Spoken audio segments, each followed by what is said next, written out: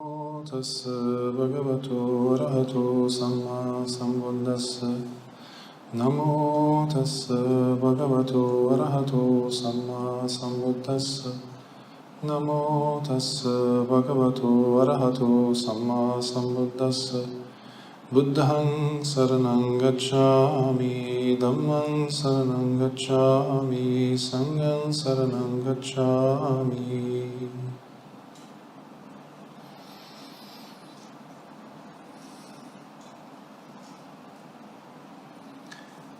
Tipitaka. First of all, thank you, Brother Leslie, for the great topic. Even though we haven't yet begun, but this is a very important area of at least knowing, an area of knowledge that often is neglected, not explored, and usually taken for granted. We're expected as if to know or to believe because the scholars have done their due diligence or it's passed on to us over the centuries. And because it is old, so it must be right. Because it is old, it must be right. We have a sutta in the Nikayas, it's called the Kalama Sutta,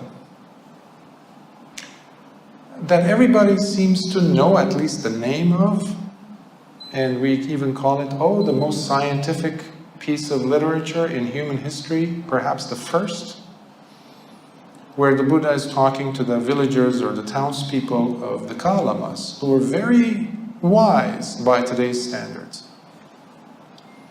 But in it, specifically, Lord Buddha clarifies that simply because something that has been passed on from generation to generation does not make it accurate or truthful. So this is what I'm suggesting from the start, is to look at our relationship with even the subject of Tipitaka, or the three baskets, with a critical mind, a critical approach, which is challenging for many people because they are, or we are, very comfortable with what is passed on to us, delivered to us, we've accepted. And it's always troublesome, as if. We need to do some investigative work, you mean, Bhante? Yeah. We do it all the time. We do it all the time. In fact, if you hold the Buddhist position, you don't have to be practicing Buddhist, but just the approach of the Dhamma, which is investigation, that it behooves upon us. We must have the approach of at least inquiring what is what, which is what excited me about the Dhamma in the first place. Now, over the years, as Brother Leslie was mentioning, I've taken, many years I've been studying the Dhamma, both academically, as well as at the feet of different teachers, monks. So I've had the privilege and honor of studying under many professors, both monks and lay people, unfortunately, most of whom have died, which tells you something else. I'm getting old. I was mentioning one of my previous professors to the visiting monks the other day from Sri Lanka, and when I mentioned W. Guruge, and he was like, "You've studied with Ananda Guruge?" I said, "Yeah." And he said, "Oh, it was my dream to study with him." I said, "Okay."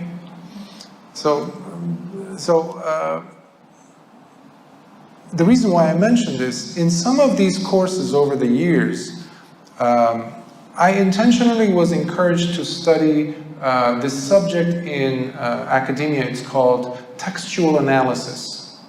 Textual analysis, where you take a material, text, albeit considered to be a sacred text, whatever it is, and you analyze its sources and you try to sift, to shake whatever is essential from whatever is unessential. I remember my grandmother or my mother would give me, let's say, if we were going to have rice or, you know, cracked wheat or something, or lentils, and she would give me a sieve or like a strainer, you know, and it had different sizes, different holes for the different sizes if it's the rice or something. And they would say, go ahead and sift through. If there's any pebbles or rocks, get rid of them. So I would shake and shake and shake, and I would see things dropping, even though it looked like it was clear, it was clean, it was good lentil or rice. But pieces would come out that were not essential. In fact, they were dangerous to your teeth if you ate them. Similarly, I always encourage when we're studying the Dhamma to have that approach. When you're listening to the Dhamma, to have that approach. Not to be critical necessarily, but to take it with a grain of salt and to try to go ahead and test it. That's why the Kalama Sutta is very important. And that's what Lord Buddha taught. Now, why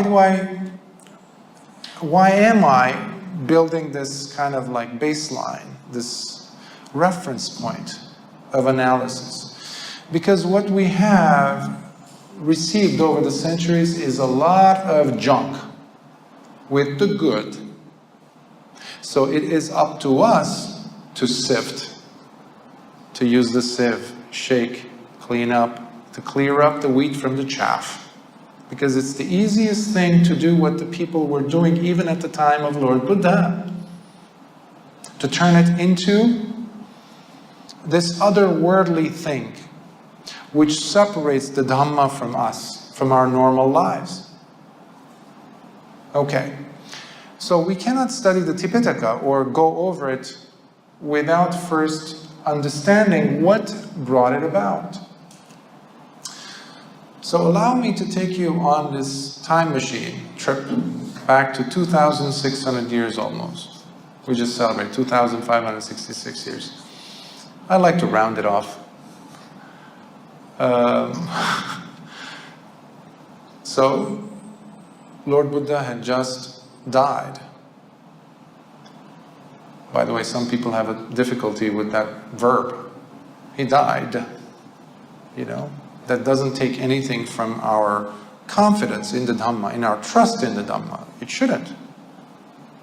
Because we don't worship idols. We don't. Yes, we have a statue of the Buddha. But we're not, worshipping him, an entity. Anyhow, that's a different title of a talk. So, Lord Buddha had just died, and many of the notable disciples that we see in the suttas had also died, except for a few of them. For example, Venerable Ananda was still alive, Venerable Anuruddha was alive, Venerable Mahakassapa especially was alive. And it starts with him.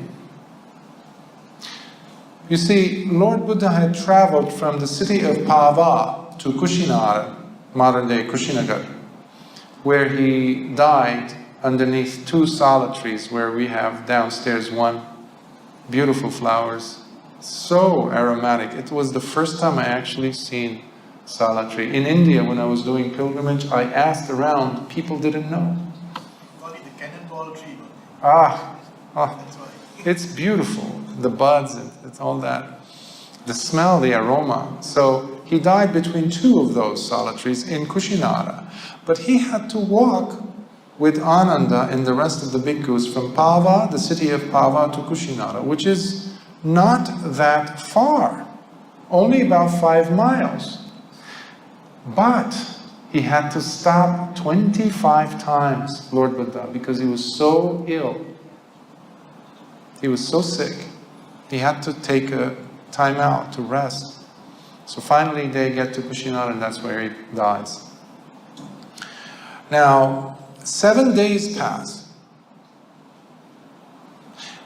and Venerable Mahakassapa now is in Pava with his students on his way to Kushinara.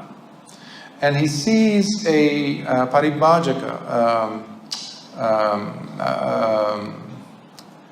a naked ascetic, one of the ascetics from a different sect. He was carrying a special flower, Mandarava, I think it was called. Mandarava is a divine flower. It's a divine tree. It's called a coral tree, which doesn't grow on this planet, in this realm. Because at the moment of Lord Buddha's death, for that many days, the devas were coming and pouring in their flowers and the scent, and they were sobbing. Many of them were crying. It was so packed. But Lord Buddha's body was actually wrapped up in so many layers of very fine cloth and fabric that's so pricey and so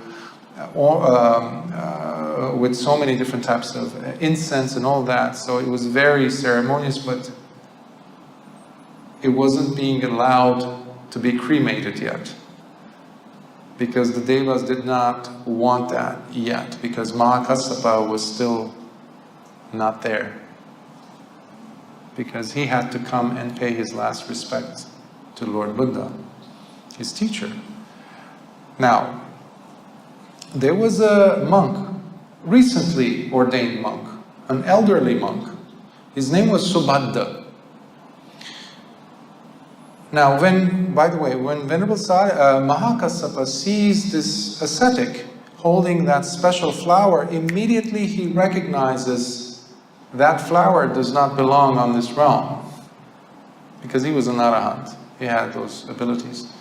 He sees this and he asks this ascetic, "Where do you come from, friend?"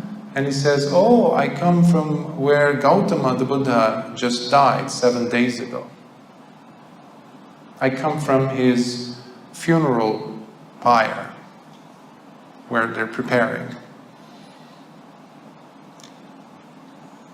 At that moment, that elderly monk hears this along with the other bhikkhus. Some of the other bhikkhus start flailing their arms and they start crying and they're saying, "What are we going to do now? The teacher is dead and gone. We're lost." Because not every bhikkhu was an arahant. Now Mahakassapa was trying to calm them down, but this old monk, who recently became a monk, says, "Why are you guys going crazy? This is a time for celebration. This is a time for us to really kind of relax, because the old man is dead." Those were the words he used. He himself being old, he said, the old man is dead now. He's not going to be basically boss us around with his rules. 2,600 years ago, imagine. And he is supposed to be a monk, a bhikkhu, saying that about the teacher.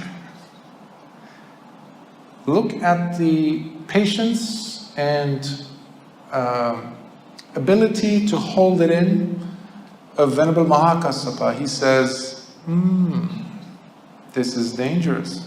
Already it's starting.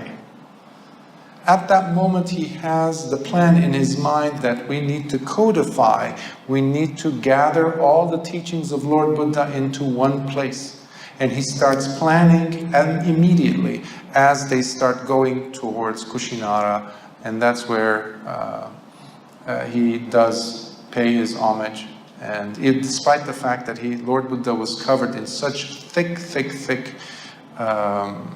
robes, the devas just moved all those layers aside so that they could reveal Lord Buddha's feet, so that he could touch them and pay his respect for the last time. And immediately, as he does that and he circumambulates around Lord Buddha's body, suddenly the devas burn the body, not the humans. Most people don't know that. Yeah. So the devas were waiting. They were not allowing anyone to touch the body. because they tried moving it in this direction. They couldn't. They tried moving it in this direction. They couldn't.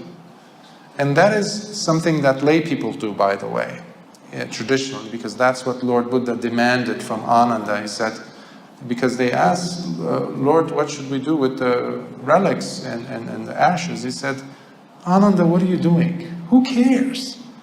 That's not something that we bhikkhus should be concerned about. Relics, this, that. Worshipping relics, what is this nonsense, he says. Leave that to the lay people.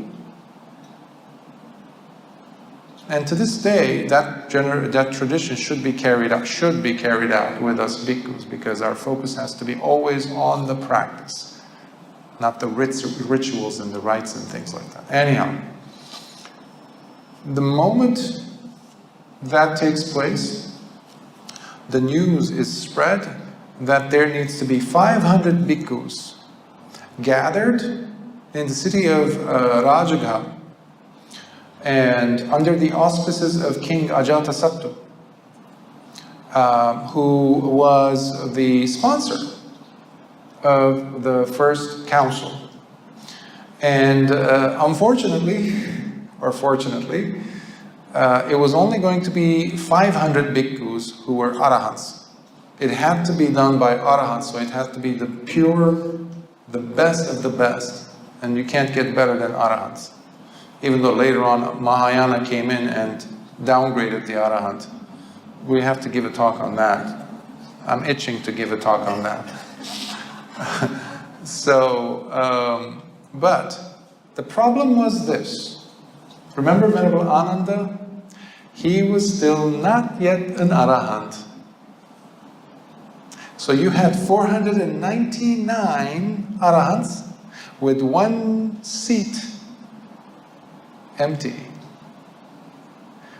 But look at the compassion and love and encouragement from the fellow bhikkhus. You had Anuruddha, Venerable Anuruddha, who was also an arahant, who was the half-brother of Venerable Ananda, coming and encouraging Ananda.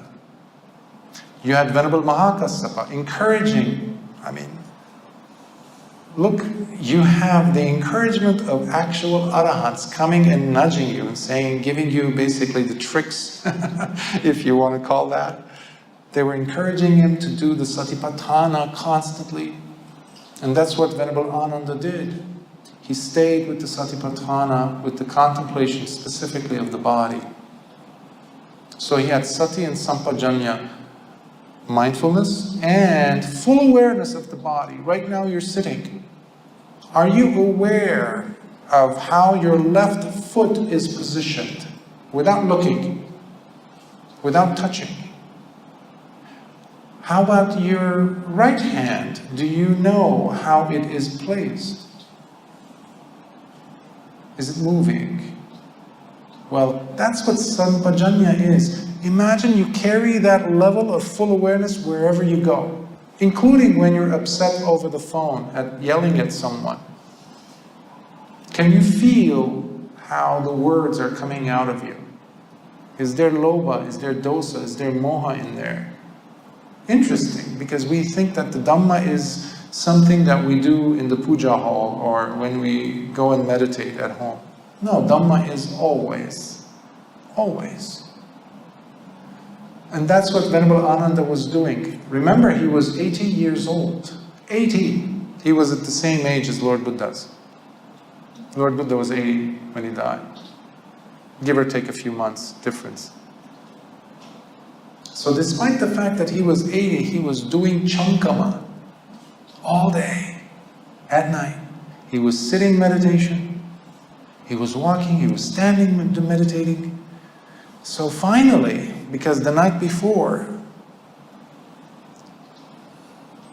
the morning after actually, that particular night, he goes to his kuti and he sits down and he's so exhausted from doing all that meditation. He says, let me put my head down on the pillow and continue meditating, because that would be the fourth position that Lord Buddha talked about, lying in the lion's posture on the right side. So he was about to continue his meditation, not to sleep. Many people get it wrong. They think, oh, Bhante, Ananda was going to sleep. No.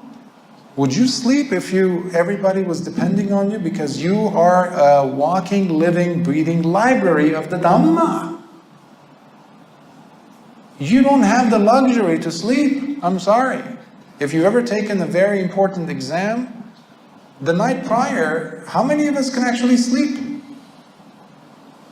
It's very difficult, especially if you are the main person who's got all the access to the suttas, because he had a photographic memory. But he was not going to be attending if he was not going to be an arahant. So he knew how much was riding on this, as they say. But at that moment, from sitting to lying down, as his body's going from this position to the pillow, he lets go of his desire to become an arahant. He was no longer a certificate that he was after.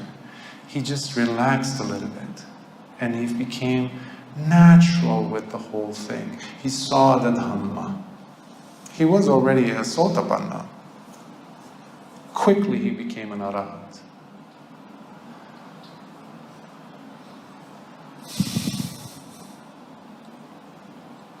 We forget these human elements.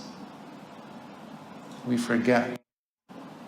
But these were human beings, and the Dhamma was alive and is alive today. It can be attained by you, by every one of us. These are not stories.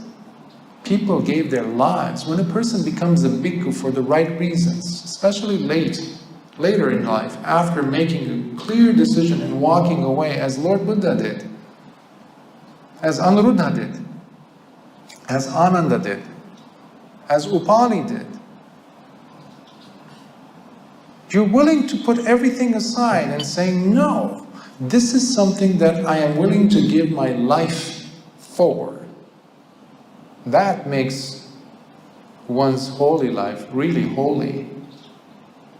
And you can give everything for that. Imagine if your mothers or fathers, you are parents, let's say, some of you. Imagine somebody comes and says, would you give your life for your child? There's no hesitation. And that's only, we're talking about another human being. Something to think about. So, that's the background. So, in the morning, Venerable Ananda is there at the council, in the cave. Unfortunately, the cave has collapsed. So, if you go, I think Brother Leslie, the BMV is planning it, yes. It would be great if that would happen. It's worthy to go as a pilgrimage, truly a pilgrimage, instead of like going to a trip to Paris or something, You go and see from one place to the next, because these have tremendous energy. You need to go and sit there in the cave for a few hours. You need to go under the Bodhi tree. You need to go into Sarnath and sit there in Isipatana to feel the power. It's still there. It's still there. It's so powerful. So it's humbling. And sometimes you're moved to tears, even if you don't know the story. But now that you know the story, I think it might add. You've been. There you go. There you go.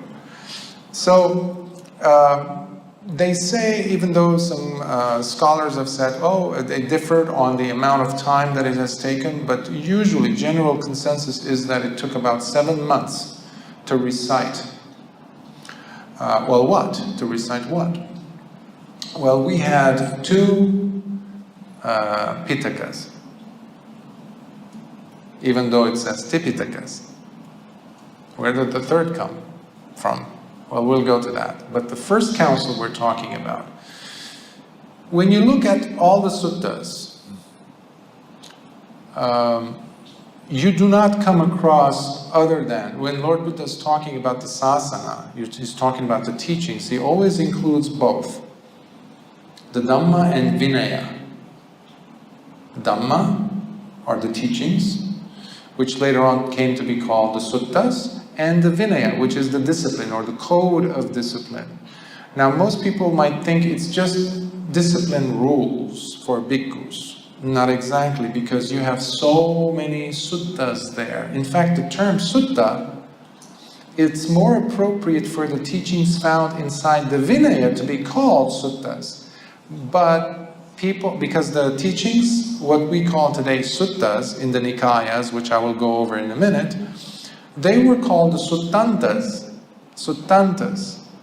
The Vinaya teachings, the discourses, were called suttas.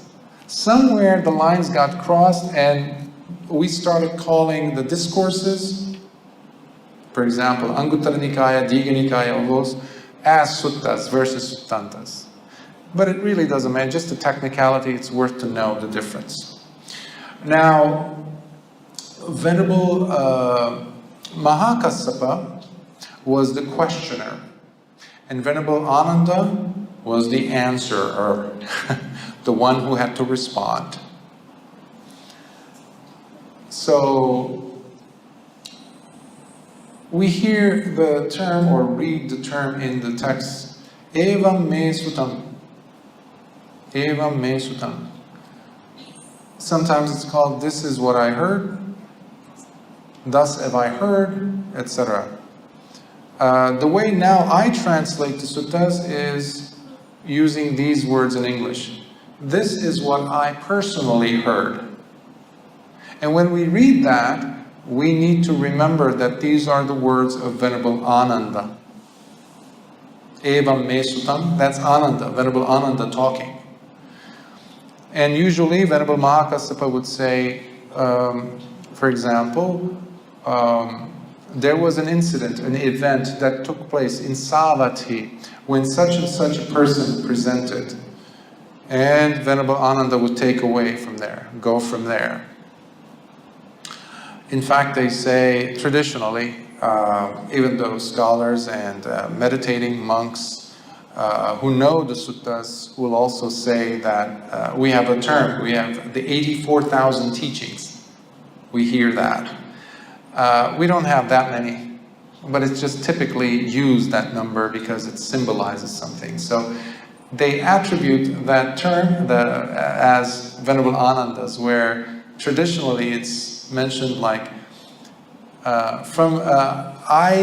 he says, this is Venerable Ananda, the other bhikkhus gave me 2,000 and the Lord gave me 82,000 teachings. And that's how I have 84,000 teachings, he says. So he was the living library of the Dhamma. Without Venerable Ananda, we would not have the Dhamma.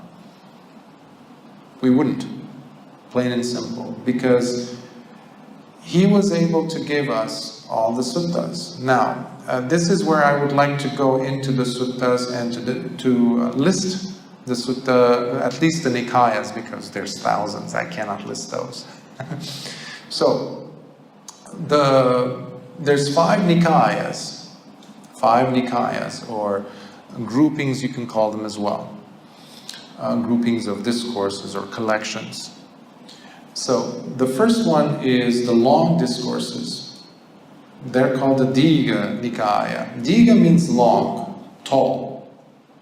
They're used interchangeably depending on the context. So long discourses, because they, as the name suggests, they're very long.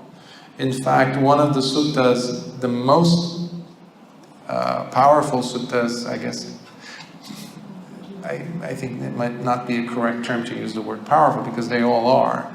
But the longest is the Mahaparinibbana Sutta. As Brother Leslie was mentioning, I began several years ago to record the suttas so that people who don't have the time to read, they could actually listen. And unfortunately, most of the suttas, the English translations, as well as some of the Pali, unfortunately, they have so much of the suttas missing because of the repetition, repetitive element to it. What you have instead is ellipses, ... that the translators did not go through the trouble of writing. So you have, instead of a book being this thick, it's about this thick. And it is up to the reader to go ahead and find out where the other is. Sometimes it's like looking for something, a needle in a haystack, because the numbers aren't correct. Most of the time, fortunately, they are. Let's say, check Sutta number 64 from the 22nd line or something. Now you have to go back and look for this Sutta number 64 to look for it completely kills off, disconnects you from the flow. Maybe you were very moved by what you were reading. I think that does a great injustice. It takes away so much from the Dhamma, because if Lord Buddha found it necessary to repeat that section, who am I as a scholar, as a translator, to pull that out? I don't have the right, no one has. For that reason, I felt it's necessary for me to put every single sutta back into its shape. And that's what I did. That was the primary reason why I actually began the process. So the Digha Nikaya is completely done. Oh, the reason why I brought that up was it took me a few months to finish the Mahaparinibbana Sutta. Just the Mod Sutta, because it's the longest. And now with the recording, and they're all available free on YouTube, on my channel, Bhikkhu, Chandana Bhikkhu. Yeah, those are the key terms. Chandana without the H, C-A-N-D-A-N-A. So the recording came out to be 3 hours and a half, I think. Just the Mahaparinibbana. It's so powerful. Now, so the long discourses, it has 34 suttas. Digha Nikaya. Now there was a reason also for the arrangement of the suttas as to which came first. Sometimes people think it's just done randomly, but it's not. The beginning sutta of the Digha Nikaya, which is usually considered the first Nikaya, is the Brahmajala Sutta, where Lord Buddha is going after the wrong views that were present at his time, in his contemporaries. I mentioned, I think, in my first talk earlier this month, about the Brahmajala Sutta in brief, how there was 62 different views. Many of them are still prevalent today in the world, which Lord Buddha placed into two camps, extreme positions. One is the eternalist view, the other one is the annihilationist or nihilist view. The nihilist view, you can think of it as modern day atheist position or secular Buddhist, which again is an oxymoron. You can't have secular Buddhists together. Either secular or Buddhist, pick one. And then you have the eternalist view. Oh, I will attain, or may he or she attain parinibbana after death. So there's that whole soul idea, continuation idea. So we think that we, by reciting anicca, dukkha, anatta, anatta, anatta, oh, anatta, so therefore I don't have the eternalist view. Oh no. I know many bhikkhus who very much are firm believers in the eternalist view. Unfortunately. It's very subtle, it's there.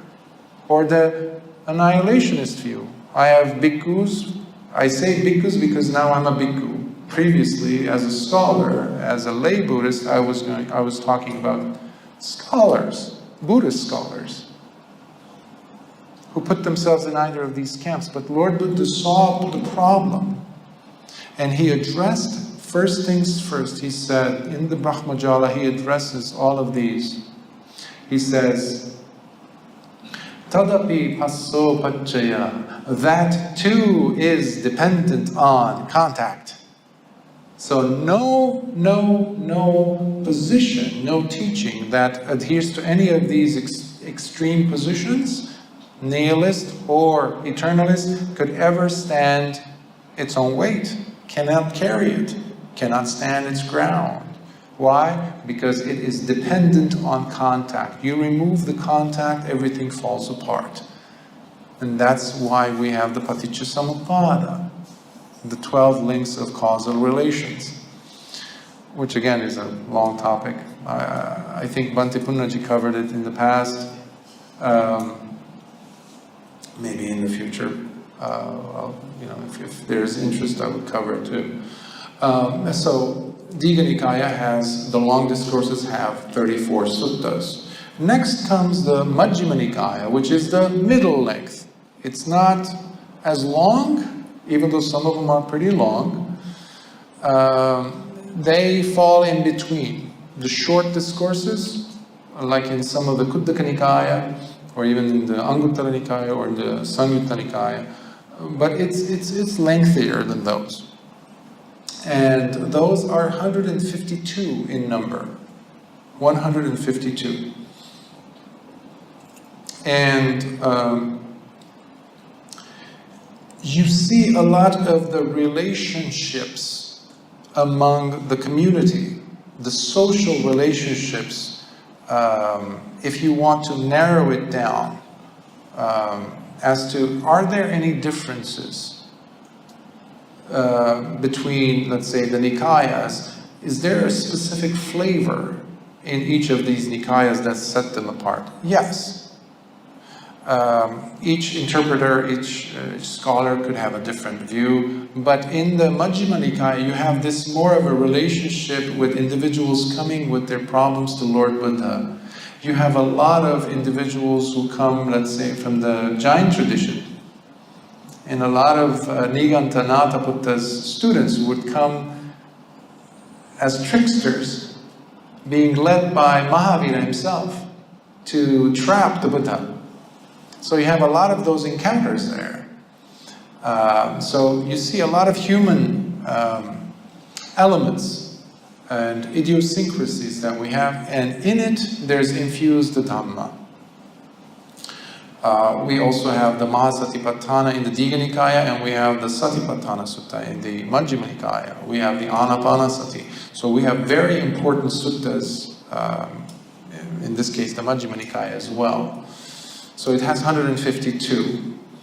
Next we go to the Samyutta Nikaya, which are the sometimes called the kindred or the connected discourses. Even though I find it to be a misnomer, because it's very difficult to find the connection sometimes, because it's you have to be a scholar to know the differences. It has different sections, and it's like, that book is pretty much like a maze. But it's a lovely adventure, because you have some very good suttas hidden here and there. In fact, the very first teaching of Lord Buddha, Dhamma Chakkappavattana Sutta, the turning of the wheel of Dhamma, you would think it should be the first in the Digha Nikaya. No! You have to go look for it in the Samyutta Nikaya. Hidden. And the same goes with the next teaching that he offered, whereby Venerable Kondanya became an arahant, as well as the others. Anattalakkana Sutta. That's also in the Samyutta Nikaya. Now, there's a debate among scholars as to how many suttas does the Samyutta Nikaya have. It's in the thousands. I've only translated a few of the Samyutta Nikaya, but it has about 7,000 suttas. 7,000. Your eyes just opened up. 7,000. But fortunately, I guess we can say fortunately, they're much shorter than, let's say, the Digha Nikaya suttas. So there's that. And then comes the Anguttara Nikaya, which is the numerical discourses. Anga means by a factor of 1. Think of it like that, incrementally, like a number system. And it is rather much simpler than looking for some sutta in the Samyutta Nikaya by just numerically, because it's all laid out, because it goes in numbers. One of this, so anything that Lord Buddha listed as one, which is not listed in the Digha Nikaya, it would be in the Anguttara Nikaya, in the group of ones. So I've been working on it since the 2019, Anguttara Nikaya. I have reached book 7. It has 11 books. And it has 10,000 suttas. That's the Anguttara Nikaya. So I'm glad to say, that's when I actually decided to go ahead and retranslate the whole suttas, because I was translating each sutta as I went, but not completely. Because some of the terminology, let's say, people were using, for example, for samadhi, which is completely wrong, as concentration. Westerners have always been translating it as concentration. And I've spoken to these notable bhikkhu scholars. If I mention names, you would know immediately. I've spoken to them in person. I said, I disagree with this, and they would say, yes, I agree. But one of them said, very famous one, he said, I just do it because I just am keeping the tradition of my teacher. Because he used it as concentration for samadhi, so I'm just keeping that tradition. I said, but Bhante, that is incorrect. Because for samadhi, it has so many different definitions. If you concentrate on something, there cannot be any panya, wisdom. When we say concentrate, you're just so focused like a laser, which is necessary, mind you, for the development of the mind. But Lord Buddha did not use concentration, the word, something in Pali like that. He used samadhi. Samadhi has more of an openness to it. It has a collectedness of mind. It has the stability of mind where wisdom can take place. So that's when I was doing the translations, but then I got to the Anguttara Nikaya, and then I said, no, the whole thing has to be redone. So now I'm glad to say I just reached the 190 something number in the Book of Sixes. So I still have about 5 more books after book 6. So a wonderful venture. As you can tell, I'm very excited about the suttas. I think it is our responsibility to keep our practice alive, the Dhamma alive. We need to go back to the suttas, because that is where we find whatever snippets of actual teachings that there might still be of Lord Buddha's original teachings. That's where we will find them. Nowhere else. Which I'm going to get to in a second, after I finish talking about the Nikayas separately. So then we get to the last book, which is the 5th book, and that is the Khuddaka Nikaya. Interestingly enough, it's called the Shorter Discourses, but it has 6 different books.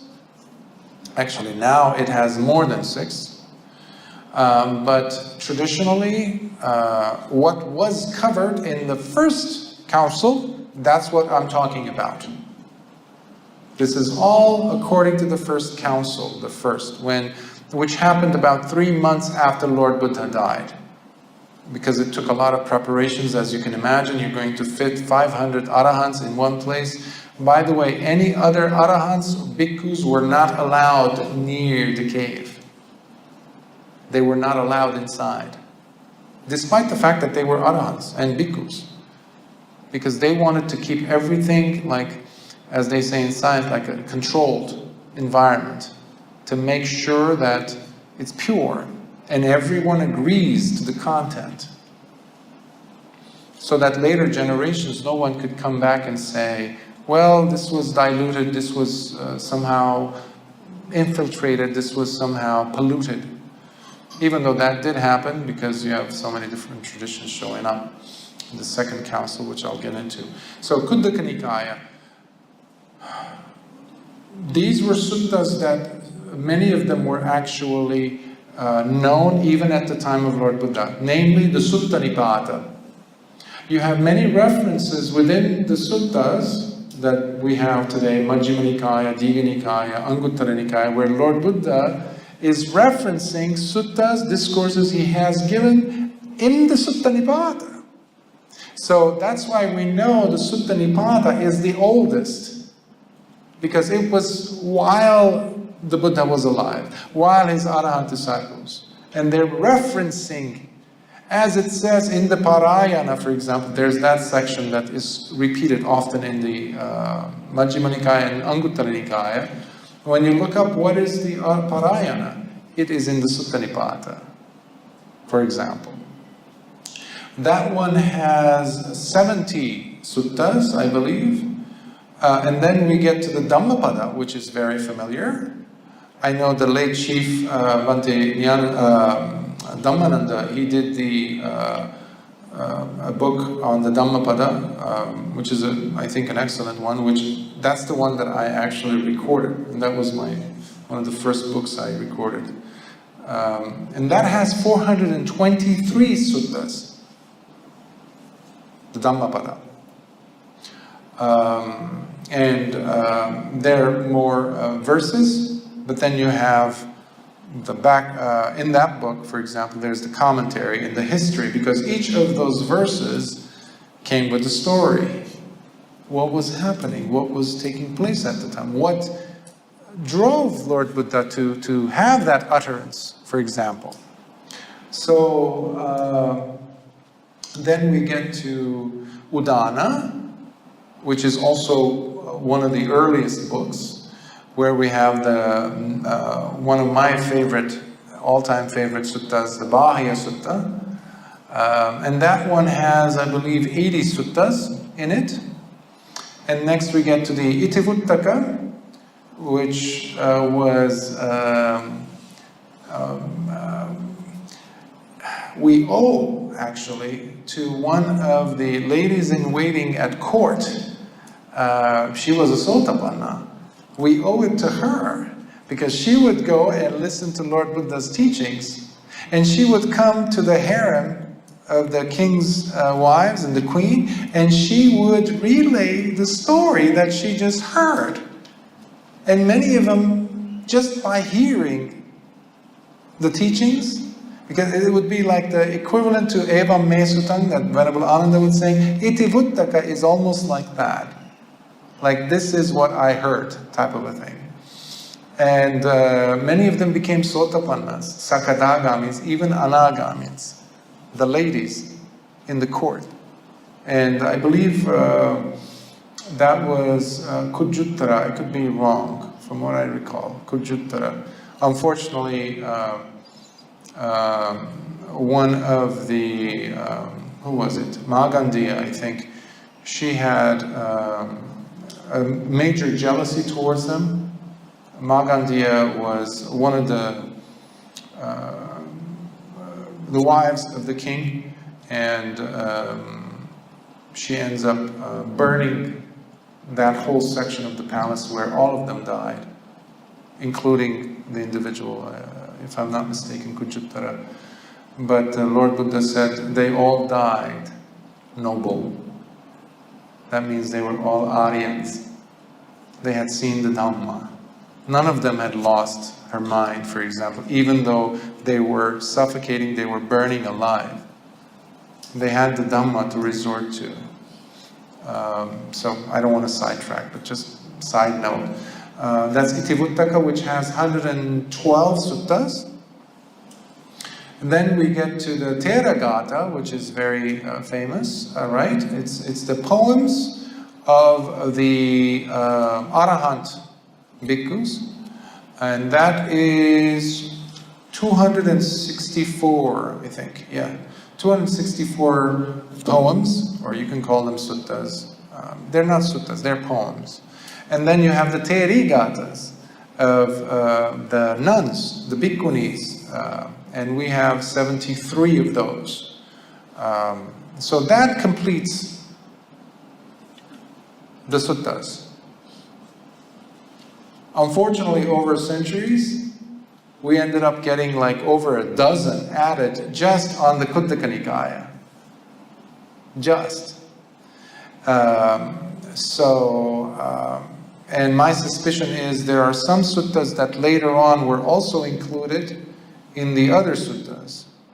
Because you had different schools of philosophy, different schools of thought, divisions happening in the Dhamma, in the Sangha, that later on they wanted to create suttas which advocated their own narratives. People are people, you know, not everyone is an arahant. So they started squeezing these suttas, which never happened, or putting words in Lord Buddha's mouth, as it were, to make people justify their position, especially when we get to the Abhidhamma, which you notice I haven't mentioned yet.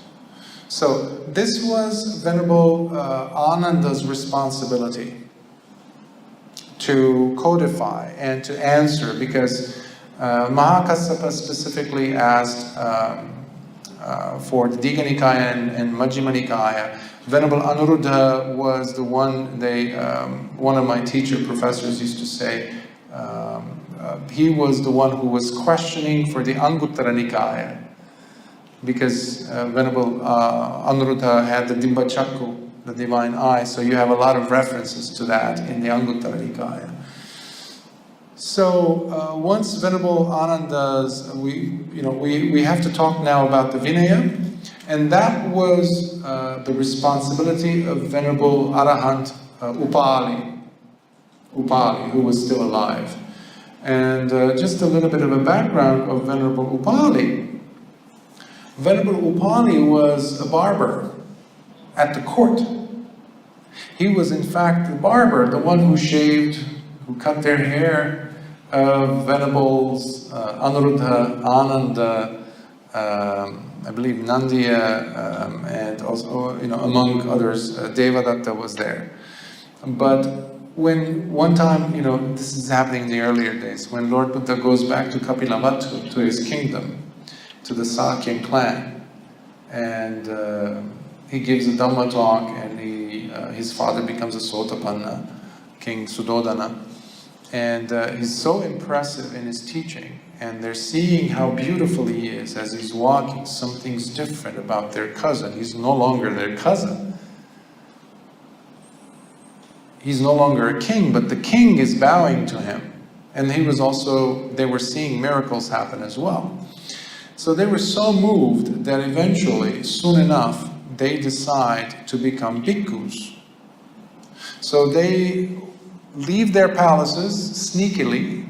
They run away, basically, even though they're princes, they're adults. And Upali is with them, their barber. So they hand their jewelry. As kings, you had rings, earrings, necklaces, all these things. So they hand over their jewelry to Upali, and they say, hey, this is all yours. Keep them. For the rest of your life, you're taken care of. But just go and tell our families that we are going forth. Pabbaja. We're becoming ascetic, becoming bhikkhus. He says, okay. So he's leaving them, and he says, wait a minute, by himself. He's like, these Sakyan people are very ferocious. They're not that easy to be convinced of something. So if they see me, a barber, having all this gold, they think I killed these princes, because they were all princes. He says, no, I'm not going to risk this. He leaves the gold in the middle of the jungle, and he rushes with them. And he says, this is what I did. I don't trust your parents. They're going to kill me if I go and tell them. And they say, yeah, that's true. They probably would have killed you. It's like, thanks for telling me, guys. So they go present themselves to Lord Buddha, and they say, Bhante, we all want to become bhikkhus, including Upali. But we've decided to keep the hierarchy and to keep our noses down as Sakyans, because Sakyans are known, even in the suttas, to be very proud and arrogant people. And because they're princes and Upali is commoner, for them. And now if they become bhikkhus first, they're still going to look down at Upali. He says, Bhante, we decided that Upali should become a bhikkhu first. And Lord Buddha says, yes, that is the wise decision. And Upali becomes the first. So over the years, Upali becomes an expert at the Vinaya rules. Now initially, for about 20 years, we didn't have Vinaya rules, because you had a lot of good monks who just practiced what they're supposed to practice. It was just the patipada, it was the training. You had a lot of characters come and they saw wealth, they saw prestige. You had kings coming and bowing down to you. It was like, not a bad deal. Plus, I'm getting a lot of food, respect, robes. Many of them had been going hungry. Not bad. But eventually, many of them, so you had a lot of bad characters come. And that's inevitable. That's just nature. That's life. So 20 years it takes until you discover negative elements come, where you had bhikkhus engaging in sexual activities, drinking, all these kinds of negative things. And then we had 227 rules. It was Venerable Upali's task during the first council to list all of these rules.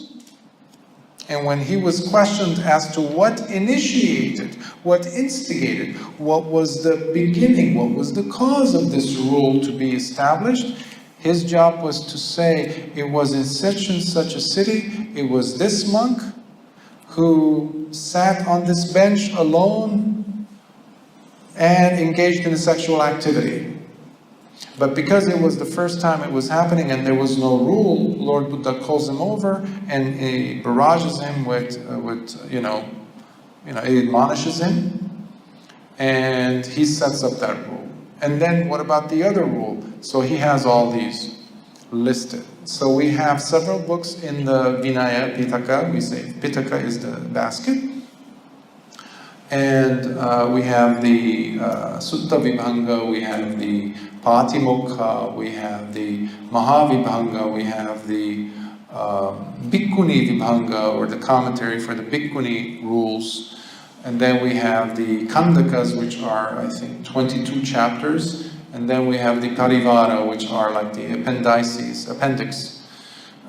So it's a vast library itself.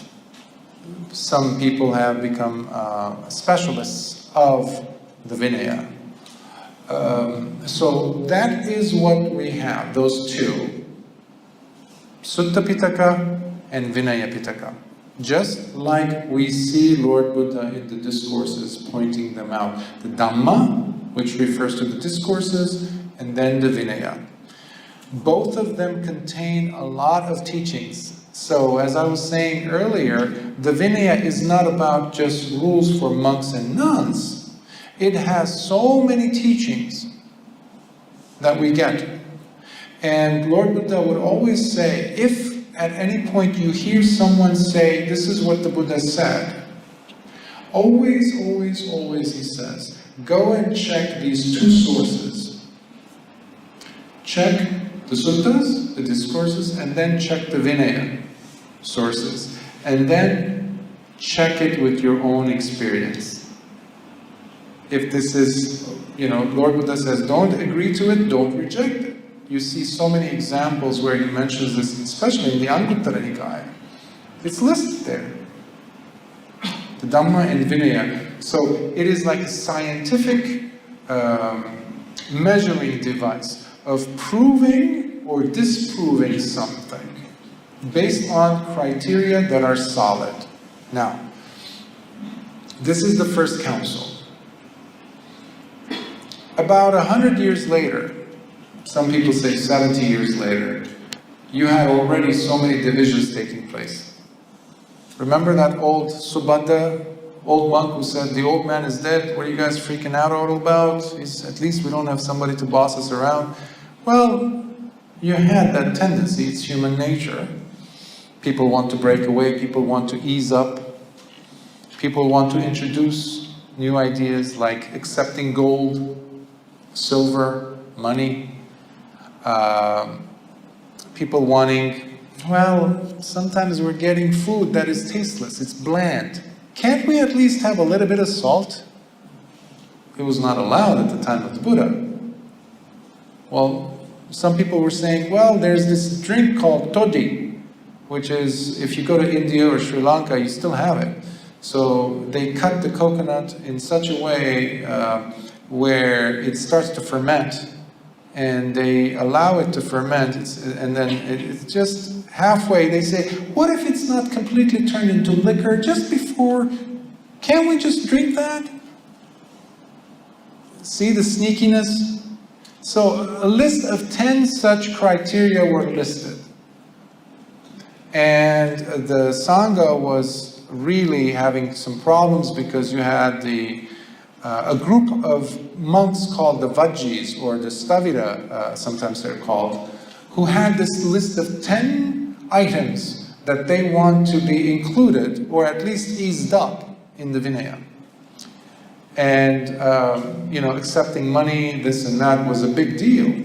So the second council was basically officially brought into being because of this problem, which was about 100 years after the Lord Buddha's death.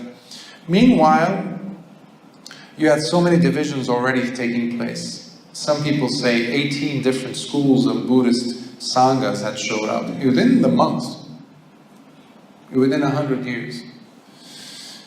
So, needless to say, they had to vote, and it didn't pass, these 10 points. However, the Vajjis went off on their own, and they officially separated, and you had different divisions of Buddhist Sangha forming already, officially.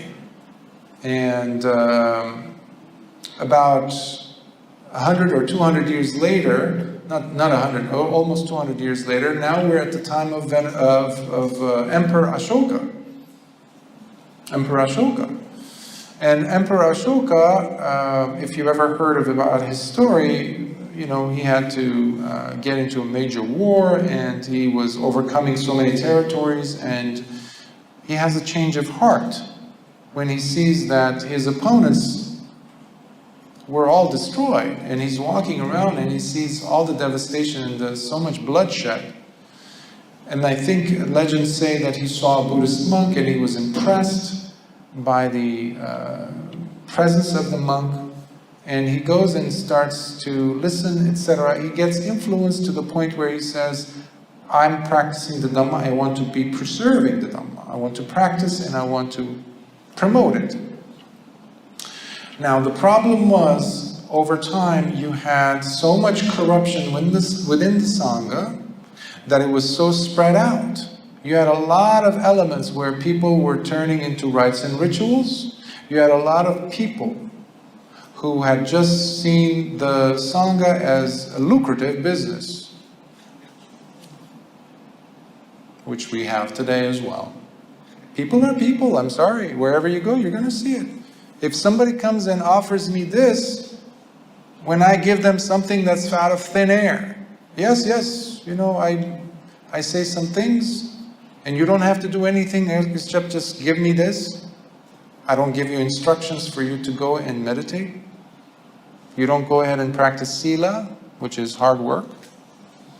So basically, it's cheap, available, accessible, and easy. So you had attracted a lot of bad monks, many of whom did not even know the Dhamma. They just knew some chants, things like that. And unfortunately, you see this now. If you go to India, I've seen this a lot because of the level of poverty. I've had monks who approach with robes. I don't know if they were monks.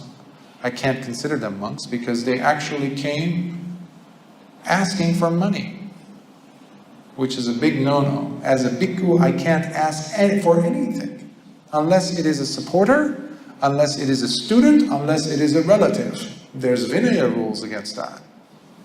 We can't go asking people for things. Somebody has to ask me, Bhante, do you need anything? Which is my green light, if I need something, that is. Otherwise, I can't go and ask you, hey, could you get me this? But that's what was happening. And not only that, but the Vinaya and the Dhamma was being corrupted. At that time, you had an arahant by the name of Venerable Moggaliputta Tissa Thera. Moggaliputta Tissa Thera. Thera means elder. You say it normally for bhikkhu who has a higher ordination. And he tried teaching. He fought by going and teaching the masses and the monks to try to wake them up to go back to the teachings. That's what I mean by fighting ignorance. And then he was outnumbered. He saw that all his efforts were to no avail. He felt crushed and he said, there's no way that the Dhamma is going to survive. And he just left to the mountains. He went in exile, basically. He exiled himself. Now, sooner or later, if there's a rotting thing, if there's rotting meat in the house, it will smell. So was the case with the Sangha, and it was smelling pretty bad. And Emperor Ashoka was sick of it. He said, enough, because he was seeing this, he was patient, he was seeing how much there was this business going on in the name of Sangha, in the name of robes, unfortunately. And he started saying, okay, let's start killing them. So he started punishing them. So many bhikkhus so they were placed into kind of like a questionnaire. Do you know this much? Do you know what is this? So some basic questions about the Dhamma. And whoever was there for other interests than the Dhamma, they were getting executed. So he had kept on the sword, basically. Now he was trying to enforce the rule, I guess, of Dhamma, in a sense, in his mind, with the sword, which is a no-no, because you're breaking the first precept. But he had never had a proper teacher to teach him. So finally he says, this is not going to work. This is just as bad as I was when I was not practicing the Dhamma. So somebody relates to him the information about there is this arahant. If you want this one opportunity to reestablish the sasana again, he's your key. He is the person to do it. He says, okay, what are we waiting for? Go get him. So he sends messengers, ambassadors to go, and he explains what it is that he wants to reestablish the Sangha, to reestablish the Dhamma proper, and Moggaliputta Tissa Thera comes back to society, and he becomes the official. And he says, no, don't kill any bhikkhus, please, good or bad, fraud or real. We'll just ask them these questions, and whoever doesn't know, we'll just have them disrobe. Period. You don't have to kill anyone. And whoever is a good bhikkhu will just continue. Maybe some discipline here and there. So that was the beginning of the third council. That was what necessitated it. Now, unfortunately, you had different philosophical schools spreading at the time. We're talking almost, over 200 years passed since Lord Buddha's death. So you had so many elements, outside elements that were influenced and were present, that were being followed. And in comes the Abhidhamma. That's when we get the Abhidhamma. Now, because it was not mentioned in the first council or the second council, but now it was being voted in, how do you negotiate? So the way these different Theras did was this. They said, Lord Buddha taught the Abhidhamma in heaven when he visited the Talatinsa heaven where his mother was. For the whole Vassa that Lord Buddha spent in Talatinsa heaven, that's where he taught his mother the Abhidhamma. Yes, that was it. And then later when Lord Buddha came back from Talatinsa heaven, he taught the Abhidhamma to his chief disciple, who happened to be Venerable Sariputta, the second in wisdom, only to the Buddha. That's how wise he was. So basically, earlier what I was saying about putting the words into the mouth of the Buddha, or at least Venerable Sariputta, because if it's coming from Venerable Sariputta, it's legitimate. No one can argue that. Plus, look at the Abhidhamma, it's so complex. It's so nitty-gritty, you have to really dig in, and it's like it's truly a maze. So they said yes. Because they said, even though Lord Buddha did not teach the Abhidhamma, it was already being practiced, and it was being used, and it was carried over by the students, the pedigree, starting with Venerable Sariputta and his students, all the way down the centuries to the Third Council. So that is how they legitimized the Abhidhamma. But Lord Buddha never taught it. When you look at the suttas, as I mentioned, I've been going over thousands of suttas so far. I've never seen one, a reference that is, to the Abhidhamma. It was a later addition. Because you cannot look at these developments in a vacuum. Like any endeavor in history, there's other contextual things that are happening. There's influences.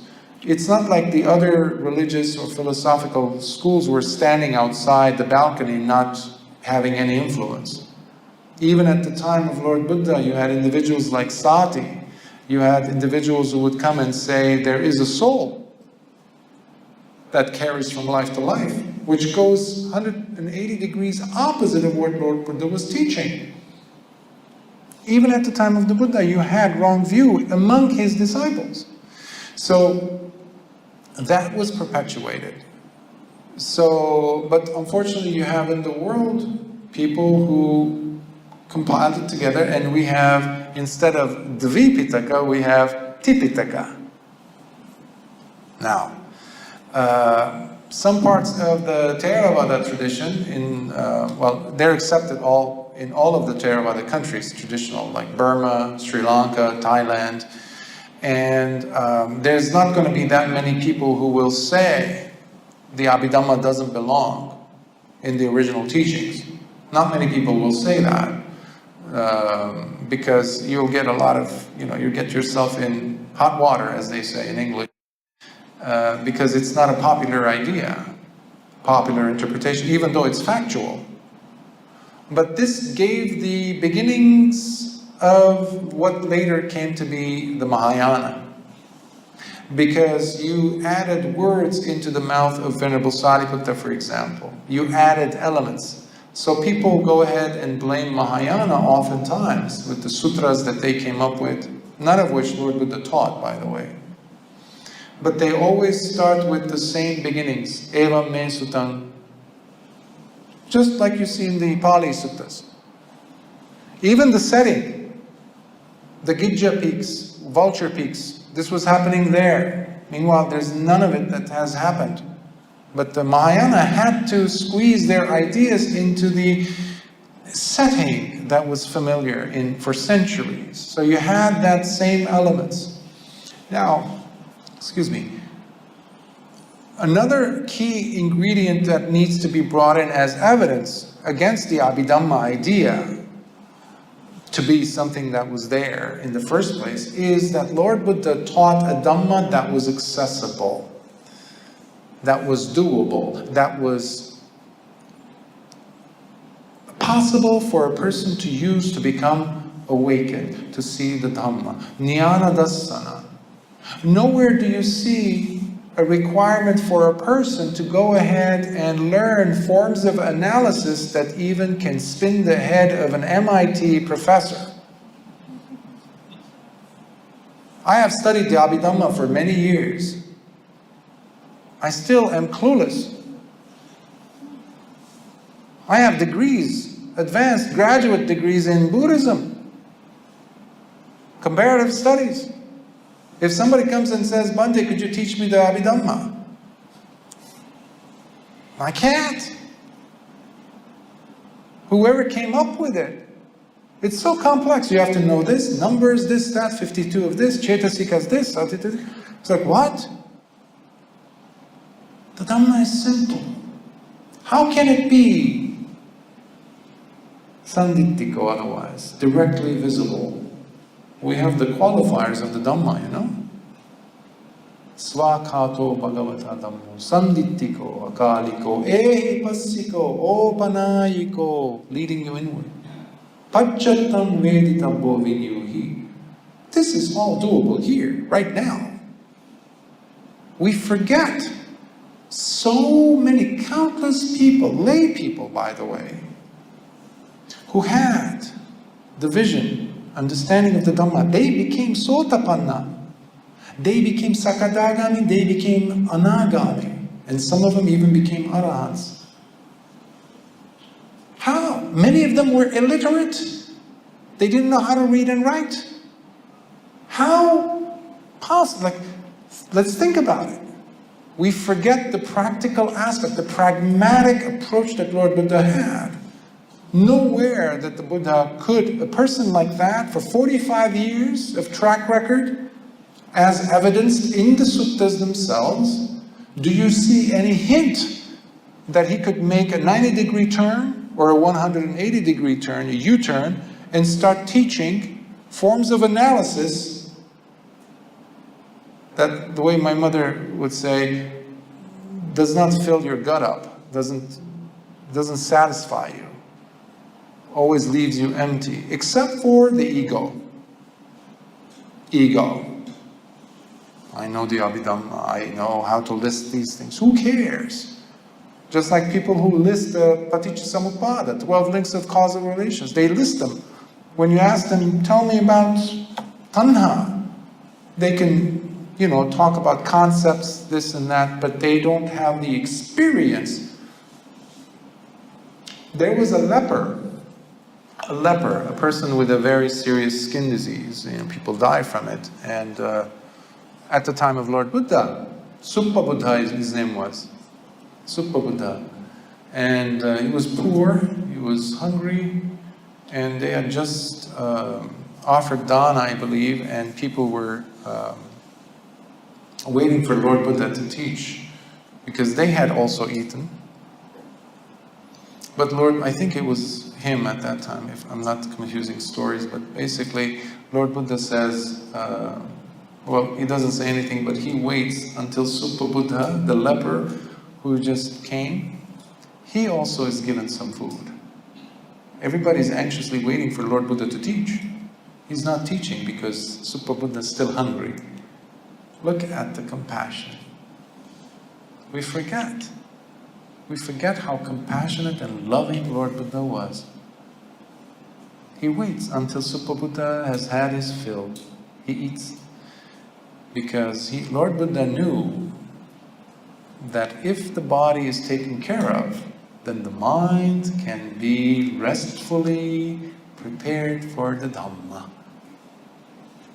And Lord Buddha teaches the Dhamma, knowing exactly how Suppa Buddha was ready, getting ready, until he becomes a Sotapanna, a leper, with barely any clothes on him, shunned by society, neglected, discarded, uneducated. So he becomes a Sotapanna. And Sakka, the king of the gods, sees this. And he says, who was also a Sotapanna, Sakka, Indra in the Hindu tradition. He approaches Suppa Buddha, takes on a human form, and he approaches him and he says, I can give you so much wealth, so much power and prestige. Just renounce this whole Dhamma. Just to test him. And he says, I don't care how much money you could offer me, mister. I have such qualities that far exceed anything you could ever possibly give me. He says, because I have the 7 special qualities now. And he says, what are they? I have saddha, he says. I have sila. Saddha is the confidence or trust in the Dhamma, or faith. He says, I have sila. I have hiri, which is wise moral shame. I have ottappa, he says. I have wise moral consideration.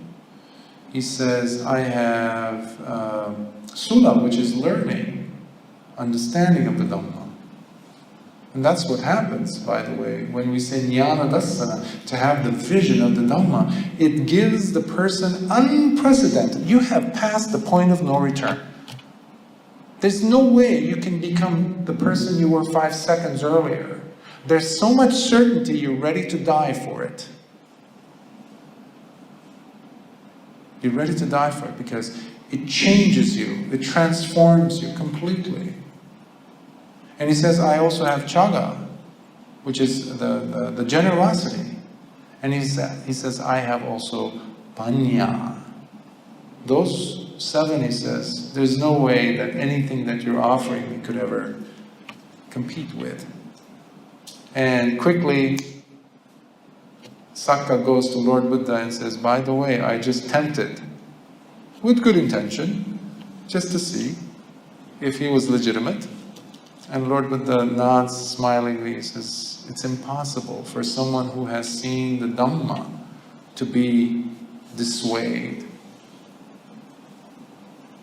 So, this could go on longer, but I don't already, time is moving fast, but I also want to give you some time to ask questions.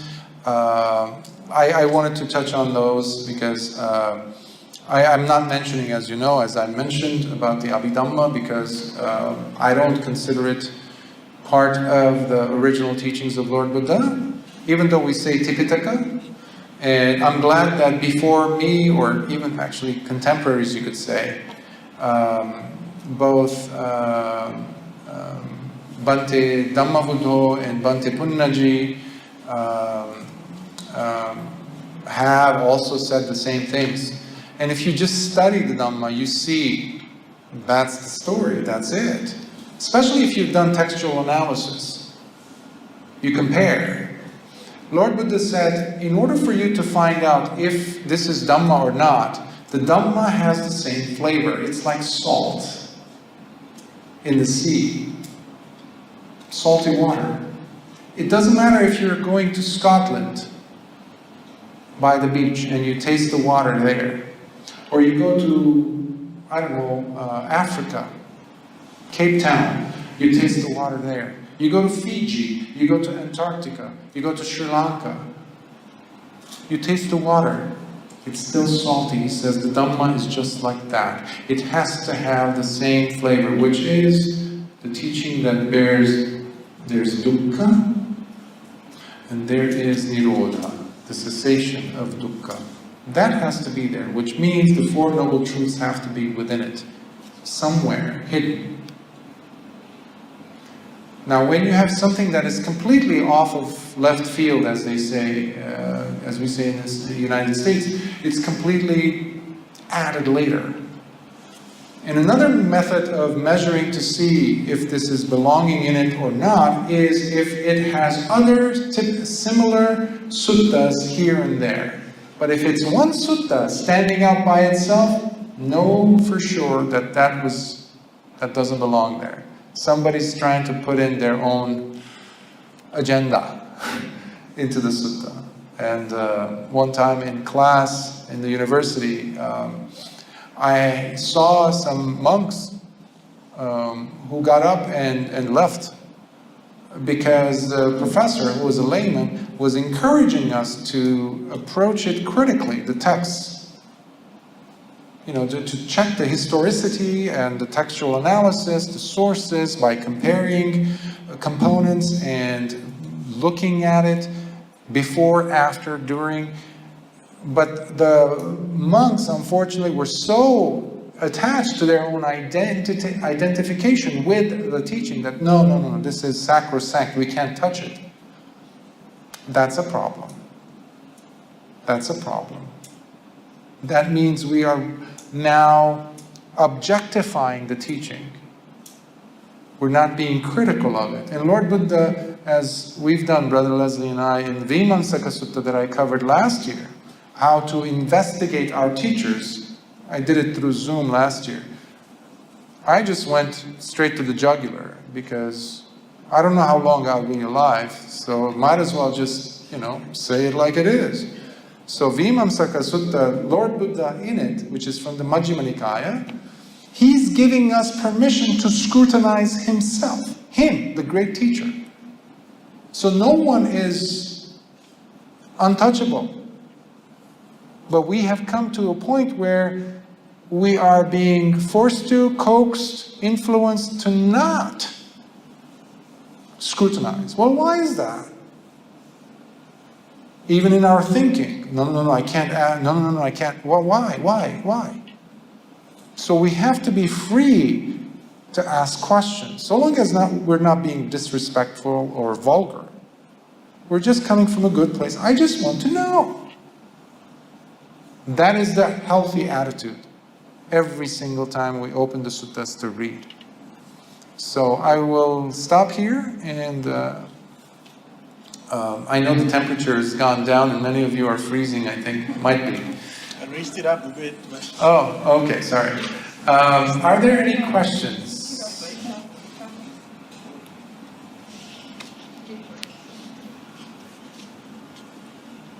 I have one. Yes. Rather two. You mentioned earlier, even during the Buddha's time, there were so-called rogue monks. I will use the word rogue monks, right? Now, didn't the Buddha himself ordain these monks, or get his next in line, or the senior monks like Sariputta Moggallana and all the other monks to ordain monks? And wasn't there a scrutiny done before you become ordained? How did this so-called rogue monk concept come into, when the Buddha was alive, especially, The next question was, or is, when did the codification, the numbering happen in all the suttas? Who did that? Basically, well, let me answer the first question. Did you have were you done with the question? Yeah. So, unfortunately, when a person was becoming ordained, it wasn't like, okay, you become ordained, so now you're going to become an arahant, or you have to be pure in order for you to become ordained. That's not the point, because there is tapas, which is the heat or the energy that needs to be put into place. When everyone does that, by the way, when you're practicing sila, when you're exerting energy, when you're putting your mindfulness into, no, I'm going to do this with a little bit more intent, with sila, samadhi, panya. That requires energy and effort. And in the process, we're engaged in a purification. And one day we'll do the talk on the 7 purifications that a person has to go through. Now, in that process, some people get some gifts. Such as you develop a deep level of concentration, you experience some jhanas, or something a lot more mundane. You gain a lot of respect. The king invites you, or the king bows down to you. Now that same person who had such a pure, righteous intention in wanting to become ordained gets shaken a little bit. Why? Because they still have the roots, the asavas inside them. Bhavasava, or kamasava, bhavasava, avijjasava, which are the roots of lobha, dosa, moha, the 3 kileshas, the poisons. Those, because of their level of strength or how deep they go into the psyche, the constitution, the disposition of the person, that might be stronger than the person's intention to really go all the way into arahantship. So it's not a straightforward answer, because it has a lot to do with the person's chanda, CH, which is that fervent desire. By the way, we're in Buddhism, we don't go against desire. Many people misunderstand the Dhamma. They say, oh, you Buddhists shouldn't have any desires, you say. Well, no, that's incorrect. Without desire, Lord Buddha would not be a Buddha. You need to have some desire, at least initially, to get on the path, to go towards Nibbana. Eventually, you're going to have to let go of that desire, yes, but you need to have this fervent desire to keep you going. That monk, in that hypothetical example, who sees, or maybe like Devadatta, Lord Buddha ordained him, his own brother-in-law, who wanted to kill him at least 3 times. He was very affected by the attainments that he got from the jhanas. Especially if you get into the 4th jhana. If you want to continue on that path and working with the nimitta or the sign, especially if you're doing the kasina practice, which is different types of concentration exercises, you can go and experience certain psychic abilities.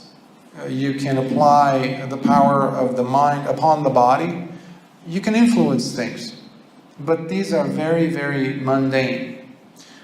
A person has to go beyond those. And no, not every meditator is going to experience that. So he had that desire to attain and reach a state of supremacy, influence, and that's what happens when he influences the Prince Ajatasattu to go ahead and even kill his own father, so that he could be the replacement of Lord Buddha, Devadatta. So his intention was, he might have had a good intention to become a bhikkhu, we don't know, but definitely how he ended up living his life showed us the opposite, because his asavas were pretty strong. His greed was incredibly, his arrogance was incredible. In front of the bhikkhus, he would go and tell Lord Buddha, Bhante, it's time for you to retire. And you know what? I have the perfect replacement for you. Me. He actually says that in the suttas.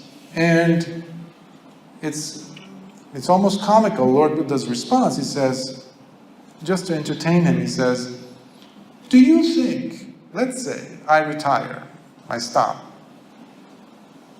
Do you think out of all these advanced bhikkhus, I'm going to go ahead and pick you?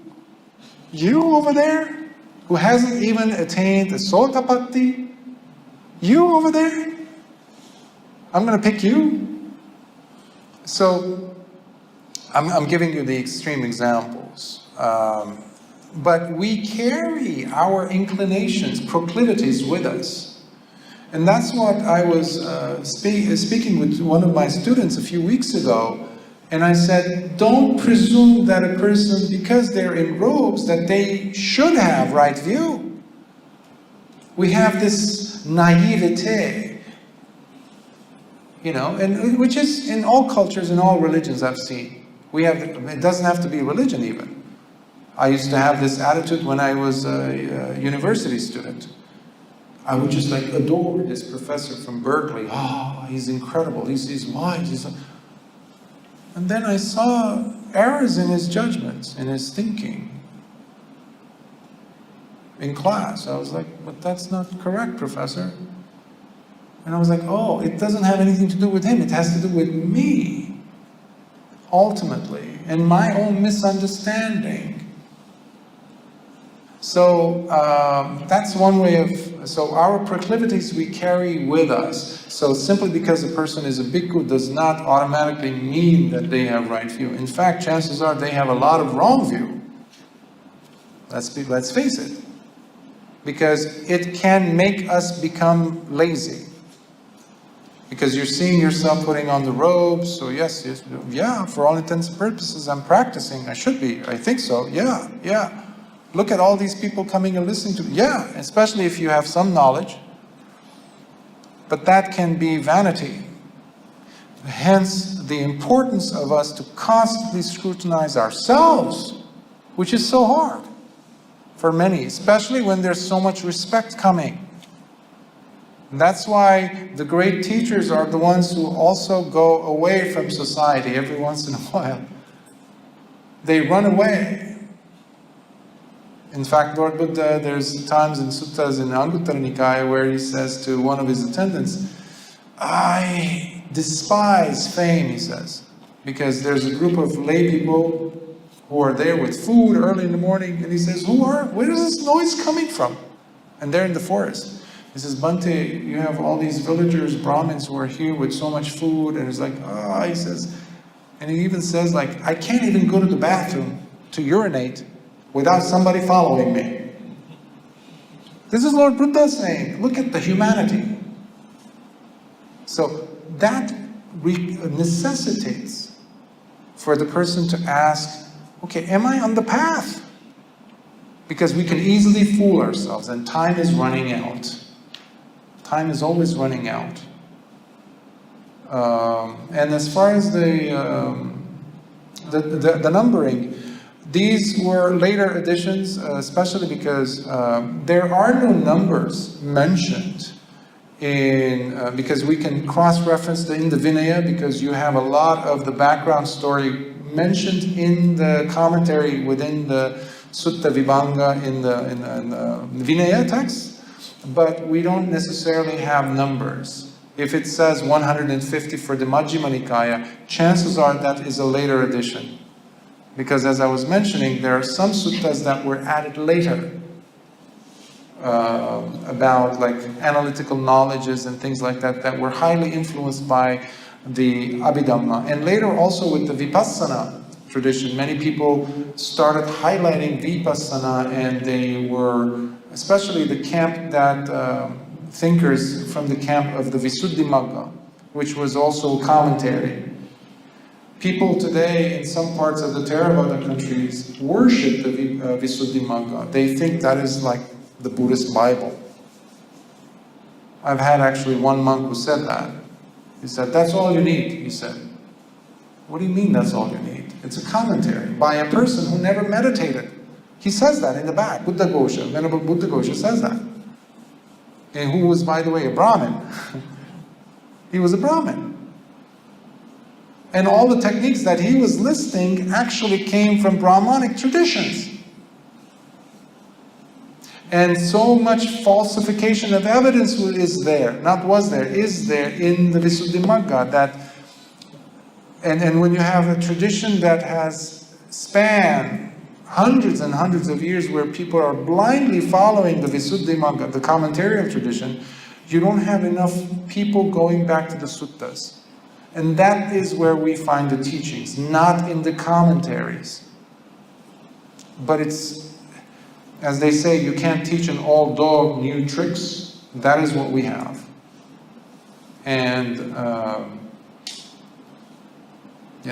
that's why I never pay attention to commentaries. None of my students are encouraged to do that. I always take them to the suttas. And that's why I am thrilled that we're going to be doing that starting next month, where every week I'll be covering a new sutta with you here. I also do the one that is online with the rest of my students. So I hope that answered my question, your questions. Any other thoughts, questions? Before we become popsicles? Icicles? Okay, so let us share some merits. I say the English version first and then I'm in Pali. May suffering ones be suffering free and the fear-struck fearless be. May the grieving shed all grief, and may all beings find health relief. May all beings share in these merits that we have thus acquired for the acquisition of all kinds of wholesome happiness. May beings inhabiting space and earth, devas, nagas, yakas, and gandharvas, and garudas, and kumbhandas of mighty power share in these merits of ours. May they long protect the Buddha's dispensation. Akasatha chabumata deva naga mahiddhika punyantang anumoditva chiram rakhantu lokasasanam. Akasatha chabumata deva naga mahiddhika punyantang anumoditva chiram rakhantu desanam. Akasatha chabumata deva naga mahiddhika punyantang anumoditva chiram rakhantu mam paranti. Sadhu.